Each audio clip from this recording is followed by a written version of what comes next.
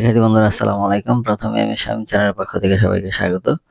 আজ পঞ্চম শ্রেণীর গণিত বইয়ের আয়তের ক্ষেত্রফল 122-123 পৃষ্ঠার সমাধান দেওয়া হলো, আশা করি ভালো লাগবে। প্রথমে আছে আয়তের ক্ষেত্রফল। নিচে একটি আয়ত এবং একটি বর্গ রয়েছে, একটি অপরটি থেকে কতটুকু বড়? তাহলে এটা একটা আয়তক্ষেত্র, এটা একটা বর্গ। আয়তক্ষেত্রে আমরা আগে জ্যামিতির চ্যাপ্টার থেকে শিখেছি যে আয়তক্ষেত্র হলো দৈর্ঘ্য বড় থাকবে, প্রস্থ ছোট থাকবে। দৈর্ঘ্য আর বর্গক্ষেত্র হচ্ছে দৈর্ঘ্য প্রস্থ সমান হবে। আচ্ছা 15, এটার ক্ষেত্রফল 3 গুণ 5 সমান 3 5 15। তাহলে 15 বর্গ সেমি। আর এটা যদি এটা বর্গক্ষেত্র হলো বাহু গুণন বাহু, অথবা বাহু হলো এইটা আর এইটা, তাহলে 4 গুণ 4, 4 4 16 বর্গ সেমি। তো এটা হলো 16 বর্গ সেমি, এটা হলো 15 বর্গ সেমি। তো এটা থেকে এটা বিয়োগ করলে 1 হবে, অর্থাৎ এই বর্গক্ষেত্রের ক্ষেত্রফল বেশি। তাহলে এখানে বলছে যে একটি অপরটি থেকে কতটুকু বড়? 1 বর্গ সেন্টিমিটার বড়। 16 থেকে 15 বিয়োগ করলে 1 বর্গ সেন্টিমিটার আসে। আয়তক্ষেত্রের ক্ষেত্রফল নির্ণয়ের সূত্র হচ্ছে কি? দৈর্ঘ্য গুণন প্রস্থ। ক্ষেত্রফল সমান সমান দৈর্ঘ্য গুণন প্রস্থ। তো শিক্ষার্থী বন্ধুরা, এই ক্ষেত্রফলটা অবশ্যই মনে রাখতে হবে। আমাদের আয়তক্ষেত্রের ক্ষেত্রফল, আমরা এই আয়তক্ষেত্রের ক্ষেত্রফলটা অনেক কাজে আসবে।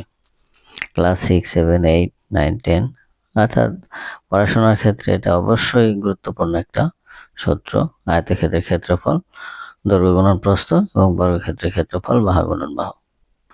এখানে একটা সমাধান দিয়ে দিচ্ছে যে আয়তক্ষেত্রের ক্ষেত্রফল 5 সেন্টিমিটার গুণ 3 সেন্টিমিটার, দৈর্ঘ্য গুণন প্রস্থ 3 5 15 বর্গ সেন্টিমিটার। আমি এটা ওখানে দেখাই দিছি। বর্গের ক্ষেত্রফল বাহু গুণন বাহু 16 বর্গ মিটার। ক্ষেত্রফলের পার্থক্য 16 বিয়োগ 5 সমান সমান 1 বর্গ সেন্টিমিটার। বর্গক্ষেত্রটি আয়তের ক্ষেত্রের চেয়ে 1 বর্গ সেন্টিমিটার বড়।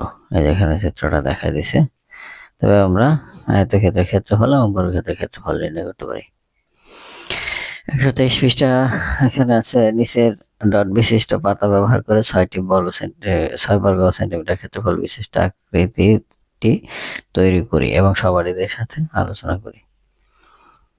এখন এখানে এই যে ছোট বর্গক্ষেত্র ডট দেওয়া আছে এবং আমরা সিঁড়ির মতো এই আকৃতি তৈরি করেছি। এটি ক্ষেত্রফল 6 বর্গ সেন্টিমিটার।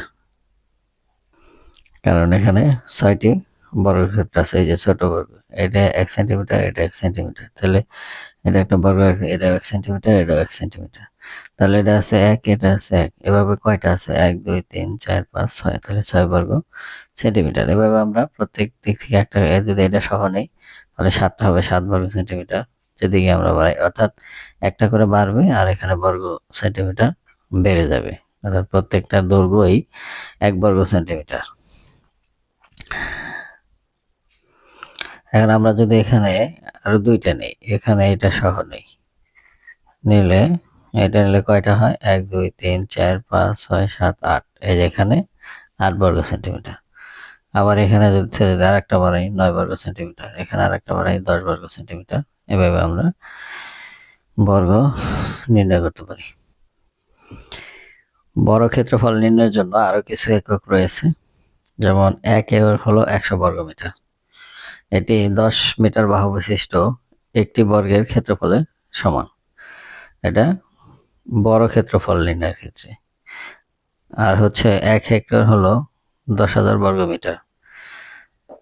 এটি 100 মিটার বাহু বিশিষ্ট একটি বর্গের ক্ষেত্রফলের সমান। আর 1 বর্গ কিলোমিটার হলো 1 কিলোমিটার বাহু বিশিষ্ট একটি বর্গের ক্ষেত্রফলের সমান। আমরা এগুলো নিচ্ছি যে 1 সেন্টিমিটার, এদিকে 1 সেন্টিমিটার, এদিকে 1 সেন্টিমিটার। এখন এদিকে যদি 10 মিটার হয়, 10 মিটার, তাহলে এইটা ক্ষেত্রফল হবে 10 গুণ 10, অর্থাৎ 100 বর্গ মিটার। 100 বর্গ মিটার সমান সমান হচ্ছে এই যে 1 একর।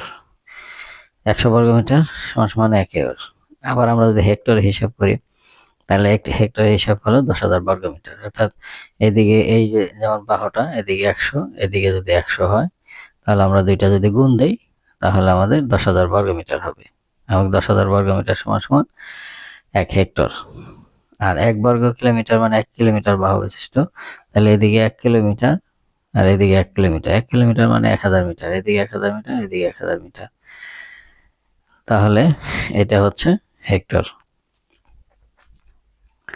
তো শিক্ষার্থী বন্ধুরা, এই দুইটা একক খুবই ইম্পর্টেন্ট, পরীক্ষায় সংক্ষিপ্ত প্রশ্ন আকারে এই দুইটা প্রশ্ন অবশ্যই আসে। তারপরে আছে খালি ঘর পূরণ করো। 1 হেক্টর সমান সমান, এটা হচ্ছে 100 একর, আর এখানে খালি ঘরে হবে 100, আর 1 বর্গ কিলোমিটার সমান সমান হচ্ছে 100 হেক্টর।